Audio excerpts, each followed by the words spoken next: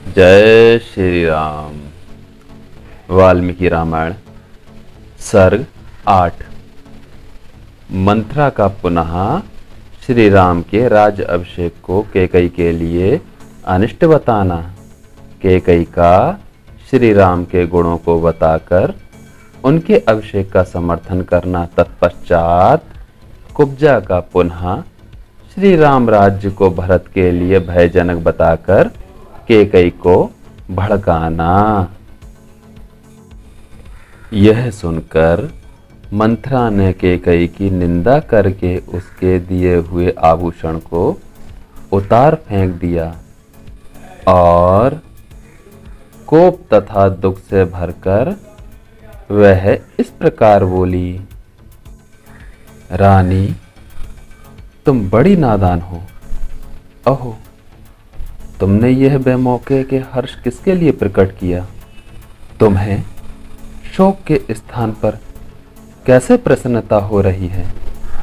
अरे, तुम शोक के समुद्र में डूबी हो तो भी तुम्हें अपनी विपन्न अवस्था का बोध नहीं हो रहा है। देवी, महान संकट में पड़े होने पर जहां तुम्हें शोक होना चाहिए वहां तुम हर्षित हो रही हो। तुम्हारी यह अवस्था देखकर मुझे मन ही मन बड़ा कलेश सहन करना पड़ता है। मैं दुख से व्याकुल हो जाती हूं। मुझे तुम्हारी दुर्बुद्धि के लिए अधिक शोक होता है। अरे, सौत का बेटा शत्रु होता है। वह सौतेली मां के लिए साक्षात मृत्यु के समान है। भला उसके अभ्युदय का अवसर आया देख कौन बुद्धिमती स्त्री अपने मन में हर्ष मानेगी? यह राज्य भरत और राम दोनों के लिए साधारण भोग्य वस्तु है। इस पर दोनों का समान अधिकार है। इसलिए राम को भरत से भी भय है। यही सोचकर मैं विषाद में डूब जाती हूं, क्योंकि भयभीत से ही भय प्राप्त होता है। वही राज्य प्राप्त कर लेने पर जब सबल हो जाएगा तब अपने भय के हेतु को उखाड़ फेंकेगा। महाबाहु लक्ष्मण संपूर्ण हृदय से श्री राम के अनुगत हैं। जैसे लक्ष्मण श्री राम के अनुगत हैं, उसी तरह शत्रुघ्न भी भरत का अनुसरण करने वाले हैं। भामिनी, उत्पत्ति के क्रम से श्री राम के बाद भरत का ही पहले राज्य पर अधिकार हो सकता है, अतः भरत से वह होना स्वाभाविक है। लक्ष्मण और शत्रुघ्न तो छोटे हैं, अतः उनके लिए राज्य प्राप्ति की संभावना दूर है। श्री राम समस्त शास्त्रों के ज्ञाता हैं। विशेषतः क्षत्रिय चरित्र राजनीति के पंडित हैं तथा समयोचित कर्तव्य का पालन करने वाले हैं। अतः उनका तुम्हारे पुत्र के प्रति जो क्रूरतापूर्ण वर्ताव होगा उसे सोचकर मैं भय से कांप उठती हूँ। वास्तव में कौशल्या ही सौभाग्यवती हैं, जिनके पुत्र का कल पुष्य नक्षत्र के योग में श्रेष्ठ ब्राह्मणों द्वारा युवराज के महान पद पर अभिषेक होने जा रहा है। वे भूमंडल का निष्कंटक राज्य पाकर प्रसन्न होगी, क्योंकि वे राजा की विश्वास पात्र हैं और तुम दासी की भांति हाथ जोड़कर उनकी सेवा में उपस्थित होगी। इस प्रकार हम लोगों के साथ तुम भी कौशल्या की दासी बनोगी और तुम्हारे पुत्र भरत को भी श्री रामचंद्र जी की गुलामी करनी पड़ेगी। श्री रामचंद्र जी की अंतःपुरी की परम सुंदरी स्त्री सीता देवी और उनकी सखियां निश्चय ही बहुत प्रसन्न होंगी और भरत के प्रभुत्व का नाश करने से तुम्हारी बहुएं शोकमग्न हो जाएंगी। मंथरा को अत्यंत अप्रसन्नता के कारण इस प्रकार बहकी बातें करती देख देवी कैकई ने श्री राम के गुणों की ही प्रशंसा करते हुए कहा, कुब्जे, श्री राम धर्म के ज्ञाता, गुणवान, जितेंद्रिय, कृतज्ञ, सत्यवादी और पवित्र होने के साथ ही महाराज के ज्येष्ठ पुत्र हैं। अतः युवराज होने के योग्य वे ही हैं। वे दीर्घजीवी होकर अपने भाइयों और भृत्यों का पिता की भांति भली भांति पालन करेंगे। कुब्जे, उनके अभिषेक की बात सुनकर तू इतनी क्यों जल रही है? श्री राम की राज्य प्राप्ति के 100 वर्षों के बाद नरश्रेष्ठ भरत को भी निश्चय ही अपने पिता पितामहों का राज्य मिलेगा। मंथरे, ऐसे अभ्युदय की प्राप्ति के समय, जबकि भविष्य में कल्याण ही कल्याण दिखाई दे रहा है, तू इस प्रकार जली हुई सी संतप्त क्यों हो रही है? मेरे लिए जैसे भरत आदर के पात्र हैं, वैसे ही बल्कि उनसे भी बढ़कर श्री राम हैं, क्योंकि वे कौशल्या से भी बढ़कर मेरी बहुत सेवा किया करते हैं। यदि श्री राम को राज्य मिल रहा है तो उसे भरत को मिला हुआ समझ, क्योंकि श्री रामचंद्र अपने भाइयों को भी अपने ही समान समझते हैं। कैकई की यह बात सुनकर मंथरा को बड़ा दुख हुआ। वह लंबी और गर्म सांस खींचकर कैकई से बोली, रानी, तुम मूर्खतावश अनर्थ को ही अर्थ समझ रही हो। तुम्हें अपनी स्थिति का पता नहीं है। तुम दुख के उस महासागर में डूब रही हो जो शोक अर्थात इष्ट से वियोग की चिंता और व्यसन अर्थात अनिष्ट की प्राप्ति से दुख महान विस्तार को प्राप्त होता है। कैकई राजकुमारी, जब श्री रामचंद्र राजा हो जाएंगे तब उनके बाद उनका जो पुत्र होगा उसी को राज्य मिलेगा। भरत तो राज्य परंपरा से अलग ही हो जाएंगे। भामिनी, राजा के सभी पुत्र राज सिंहासन पर नहीं बैठते हैं। यदि सबको बिठा दिया जाए तो बड़ा भारी अनर्थ हो जाएगा।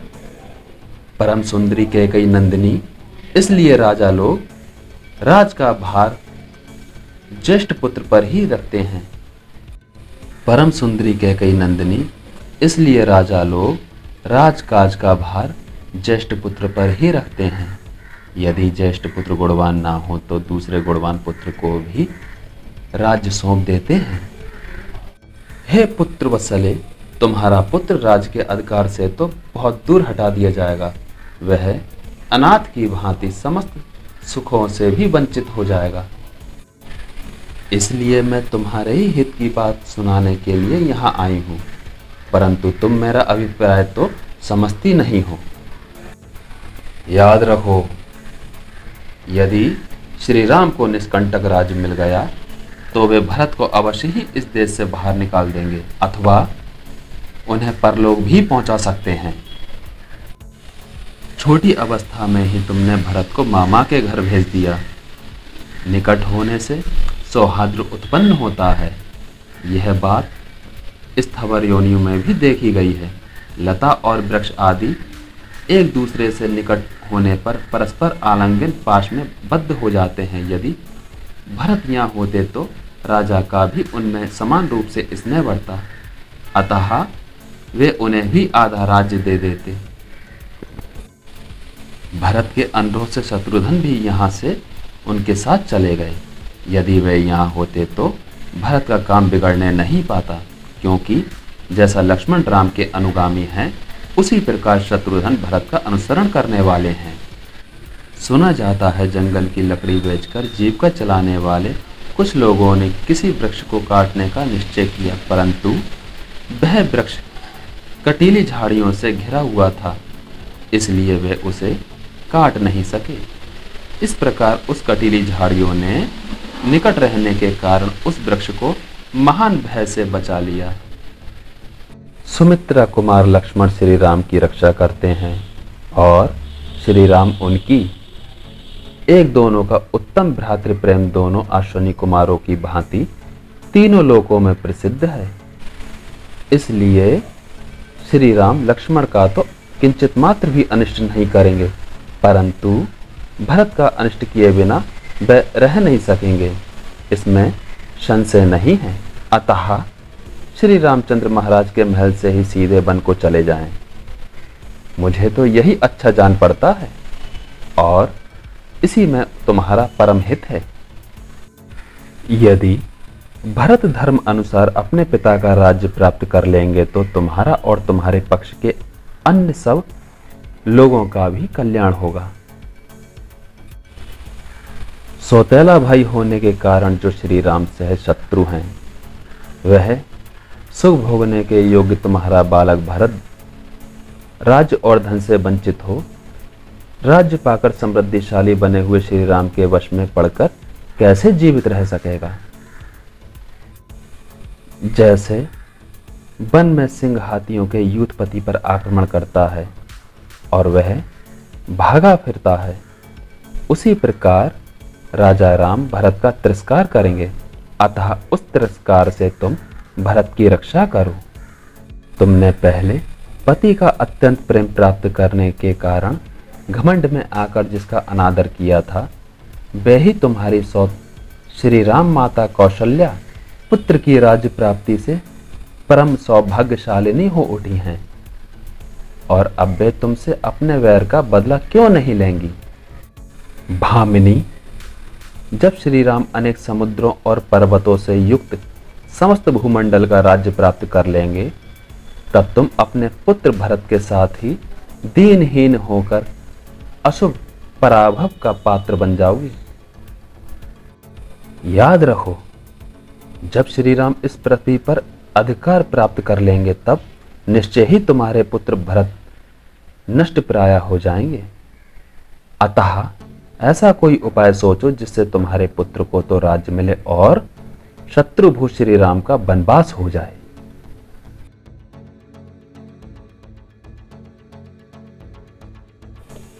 परंतु इस समय यह तो सोचो कि किस उपाय से अपना अभिष्ट साधन करूं, भरत को राज्य प्राप्त हो सके और श्री राम उसे किसी तरह भी न पा सकें।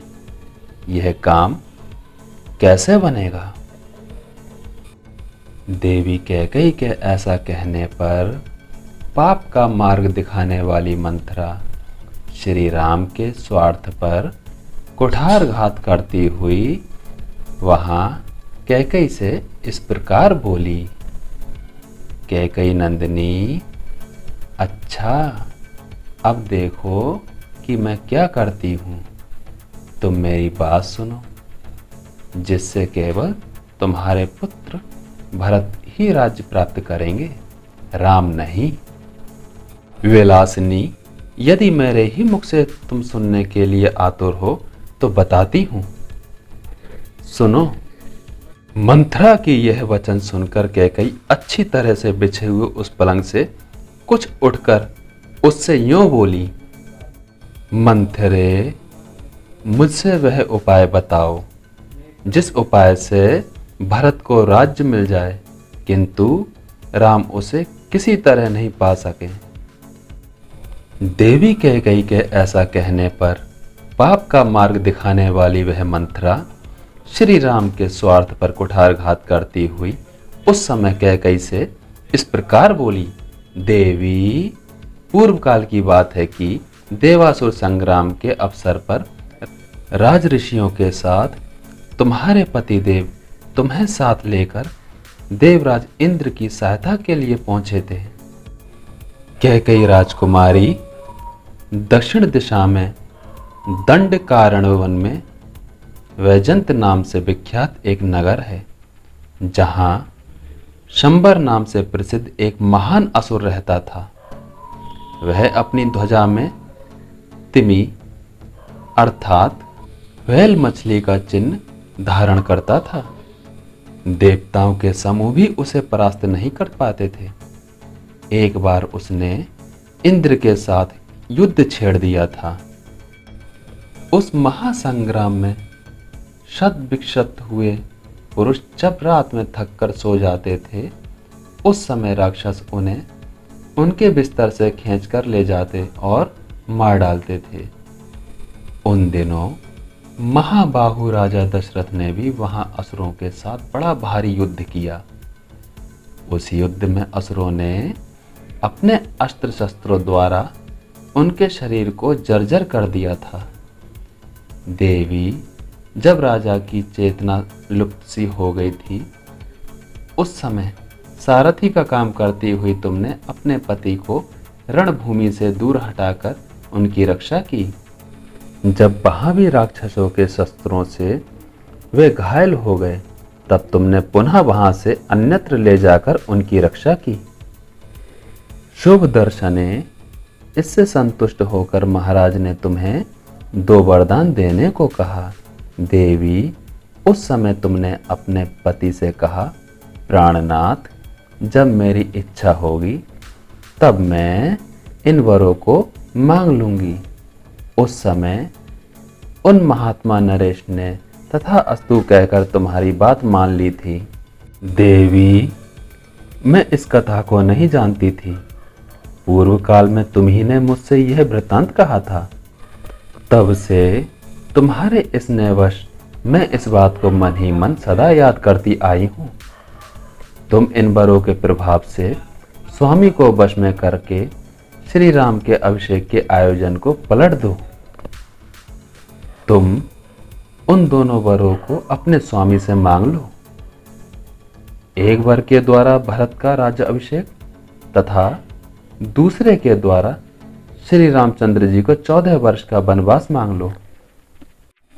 जब श्री राम 14 वर्षों के लिए वन में चले जाएंगे, तब उतने समय में तुम्हारे पुत्र भरत समस्त प्रजा के हृदय में अपने लिए स्नेह पैदा कर लेंगे और इस राज्य पर स्थिर हो जाएंगे।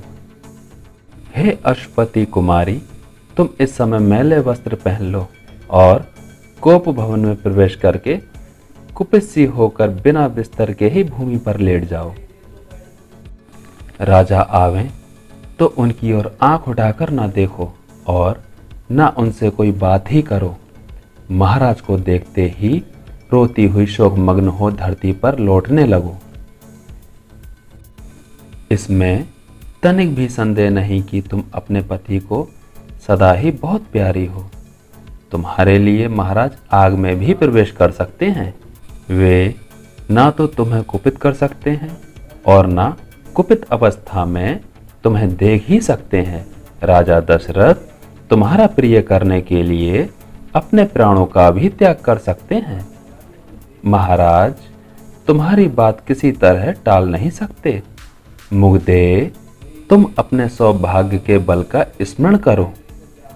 राजा दशरथ तुम्हें भुलावे में डालने के लिए मणि मोती, स्वर्ण तथा भांति भांति के रत्न देने की चेष्टा करेंगे, किंतु तुम उनकी ओर मन न चलाना। महाभागे देवासुर संग्राम के अवसर पर राजा दशरथ ने वे जो 2 वर दिए थे, उनका उन्हें स्मरण दिलाना। वरदान के रूप में मांगा गया वह तुम्हारा अभिष्ट सिद्ध हुए बिना नहीं रह सकेगा। रघुकुल नंदन राजा दशरथ, जब स्वयं तुम्हें धरती से उठाकर वर देने के लिए उद्यत हो जाएं, तब उन महाराज को सत्य की शपथ दिलाकर खूब पक्का करके उनसे वर मांगना। वर मांगते समय कहना कि नृपश्रेष्ठ, आप श्री राम को 14 वर्ष के लिए वनवास और भरत के लिए भूमंडल का राजा बना दीजिए। श्री राम को 14 वर्ष के लिए वन में चले जाने पर तुम्हारे पुत्र का राज सुदृढ़ हो जाएगा और प्रजा आदि को वश में कर लेने से यहाँ उनकी जड़ जम जाएगी। फिर 14 वर्षों के बाद भी वे आजीवन स्थिर बने रहेंगे। देवी, तुम राजा से श्री राम के वनवास का वर अवश्य मांगो। पुत्र के लिए राज्य की कामना करने वाली कैकेयी, ऐसा करने से तुम्हारे पुत्र के सभी मनोरथ सिद्ध हो जाएंगे। इस प्रकार वनवास मिल जाने पर ये राम नहीं रह जाएंगे। इनका आज जो प्रभाव है वह भविष्य में नहीं रह सकेगा और तुम्हारे भरत भी शत्रुहीन राजा होंगे। जिस समय श्री राम वन से लौटेंगे उस समय तक तुम्हारे पुत्र भरत भीतर और बाहर से भी दृढ़मूल हो जाएंगे। उनके पास सैनिक का बल भी संग्रह हो जाएगा। जितेंद्रिय तो वे हैं ही, अपने सुहृदों के साथ रहकर दृढ़मूल हो जाएंगे। इस समय मेरी मान्यता के अनुसार राजा को श्री राम के राज्य अभिषेक के संकल्प से हटा देने का समय आ गया है। अतः तुम निर्भय होकर राजा को अपने वचनों में बांध लो और उन्हें श्री राम के अभिषेक के संकल्प से हटा दो। ऐसी बातें कहकर मंथरा ने कैकेयी की बुद्धि में अनर्थ को ही अर्थ में जांच दिया। ऐसी बातें कहकर मंथरा ने कैकेयी की बुद्धि में अनर्थ को ही अर्थ के रूप में जचा दिया। कैकेयी को उनकी बात का बहुत विश्वास हो गया और मन ही मन बहुत प्रसन्न हुई। यद्यपि वह बहुत समझदार थी तो भी कुबरी के कहने से नादान बालिका की तरह कुमार्ग पर चली गईं, अनुचित काम करने को तैयार हो गईं। उसे मंथरा की बुद्धि पर बड़ा आश्चर्य हुआ और वह उससे इस प्रकार बोली, हित की बात बताने में कुशल कुब्जे, तू एक श्रेष्ठ स्त्री है। मैं तेरी बुद्धि की अवहेलना नहीं करूंगी। बुद्धि के द्वारा किसी का कार्य निश्चित करने में तू इस पृथ्वी पर सभी कुब्जाओं से उत्तम है। केवल तू ही मेरी हितैषी है और सदा सावधान रहकर मेरे कार्य सिद्ध करने में लगी रहती है। कुब्जे, यदि तू ना होती तो राजा जो षड्यंत्र रचना चाहते हैं वह कदापि मेरी समझ में नहीं आता। तेरे सिवा जितनी कुब्जाएं हैं वे बेढोल शरीर वाली, टेढ़ी मेढ़ी और बड़ी पापनी होती हैं। तू तो वायु द्वारा झुकाई हुई कमलिनी की भांति कुछ झुकी हुई सी होने पर भी बहुत सुंदर लगती है। तेरा वक्षस्थल कुब्जा के दोष से व्याप्त है, अतएव कंधों तक ऊंचाई दिखाई देती है। मंथे, तेरा मुख निर्मल चंद्रमा के समान अद्भुत शोभा पा रहा है। करधनी की लड़ियों से विभूषित तेरी कटी का अग्रभाग बहुत ही स्वच्छ, रोम आदि से रहित है। मंथरे, तेरी पिंडलियां परस्पर अधिक सटी हुई हैं और दोनों पैर बड़े बड़े हैं। तू विशाल उरुओं अर्थात जंघों से सुशोभित होती है। शोभिने, जब तू रेशमी साड़ी पहनकर मेरे आगे आगे चलती है तब तेरी बड़ी शोभा होती है। असुर राज शंबर को जिन सहस्रों मायाओं का ज्ञान है वे सब तेरे हृदय में स्थित हैं। इसके अलावे तू हजारों प्रकार की मायाएं जानती है। इन मायाओं का समुदाय ही तेरा ये बड़ा सा कुबड़ है जो रथ के नकुए अर्थात अग्रभाग के समान है। इसी में तेरी मति, स्मृति और बुद्धि तथा राजनीति और नाना प्रकार की मायाएं निवास करती हैं। सुंदरी कुब्जे, यदि भरत का राज्य अभिषेक हुआ और श्री राम वन में चले गए तो मैं सफल मनोरथ एवं संतुष्ट होकर अच्छी जाति के खूब तपाए हुए सोने की बनी हुई सुंदर माला तेरे इस कुबड़ को पहनाऊंगी और इस पर चंदन का लेप भी लगवाऊंगी। कुब्जे, तेरे ललाट पर सुंदर और विचित्र सोने का टीका लगवाऊंगी और तू बहुत से सुंदर आभूषण एवं 2 उत्तम वस्त्र, लहंगा दुपट्टा धारण करके देवांगनाओं के समान विचरण करेगी। चंद्रमा से होड़ लगाने वाले अपने मनोहर मुख द्वारा तू ऐसी सुंदर लगेगी कि तेरे मुख की कहीं समानता नहीं रह जाएगी तथा शत्रुओं के बीच में अपने सौभाग्य पर गर्व प्रकट करती हुई तू सर्वश्रेष्ठ स्थान प्राप्त कर लेगी। जैसे तू सदा मेरे चरणों की सेवा किया करती है, उसी प्रकार समस्त आभूषणों से विभूषित हुई बहुत सी कुब्जाएं तेरी चरणों की सेवा करेंगी। जब इस प्रकार कुब्जा की प्रशंसा की गई तब उसने वेदी पर प्रज्वलित अग्निशिखा के समान शुभ्र शैया पर शयन करने वाली कैकई से इस प्रकार कहा, कल्याणी, नदी का पानी निकल जाने पर उसके लिए बांध नहीं बांधा जाता। यदि राम का अभिषेक हो गया तो तुम्हारा वर मांगना व्यर्थ होगा। अतः बातों में समय ना बिताओ, जल्दी उठो और अपना कल्याण करो। कोप भवन में जाकर राजा को अपनी अवस्था का परिचय दो। मंथरा के इस प्रकार प्रोत्साहन देने पर सौभाग्य के मद से गर्व करने वाली विशाल लोचना सुंदरी कैकई उसके साथ ही कोप भवन में जाकर लाखों की लागत के मोतियों के हार तथा दूसरे दूसरे सुंदर आभूषणों को अपने शरीर से उतार कर फेंकने लगी। सोने के समान कांति वाली कैकई कुब्जा की बातों के वशीभूत हो गई थीं। अतः वह धरती पर लेटकर मंथरा से इस प्रकार बोली, कुब्जे, मुझे ना तो स्वर्ण से, ना रत्नों से और ना भांति भांति के भोजन से ही कोई प्रयोजन है। यदि श्री राम का अभिषेक हुआ तो यह मेरे जीवन का अंत होगा। अब या तो श्री राम के वन चले जाने पर भरत को इस भूतल का राज्य प्राप्त होगा, अथवा तू यहाँ महाराज को मेरी मृत्यु का समाचार सुनाएगी।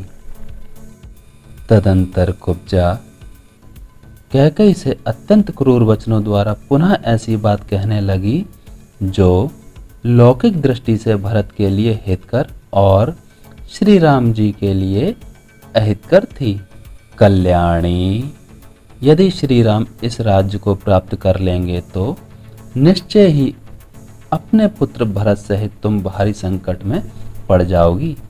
अतः ऐसा प्रयत्न करो जिससे तुम्हारे पुत्र भरत का राज्य अभिषेक हो जाए। इस प्रकार कुब्जा ने अपने वचन रूपी बाणों का बारंबार प्रहार करके जब रानी कैकई को अत्यंत घायल कर दिया, तब वह अत्यंत विस्मित हो और कुपित हो अपने हृदय पर दोनों हाथ रखकर कुब्जा से बारंबार इस प्रकार कहने लगी, कुब्जे, अब यहाँ तो रामचंद्र जी के अधिक काल के लिए वन में चले जाने पर भरत का मनोरथ सफल होगा, या तू मुझे यहाँ से यमलोक में चली गई सुनकर महाराज से यह समाचार निवेदन करेगी। यदि राम यहाँ से वन को नहीं गए तो मैं ना तो भांति भांति के बिछोने, न फूलों के हार, न चंदन, न अंजन, न पान, न भोजन और ना दूसरी ही कोई वस्तु लेना चाहूंगी। इस दशा में तो मैं यहाँ इस जीवन को ही समाप्त कर दूंगी। ऐसे अत्यंत कठोर वचन कहकर कैकई ने सारे आभूषण उतार दिए और बिना बिस्तर के ही वह खाली जमीन पर लेट गई। उस समय वह स्वर्ग से भूतल पर गिरी हुई किसी किन्नरी के समान जान पड़ती थी।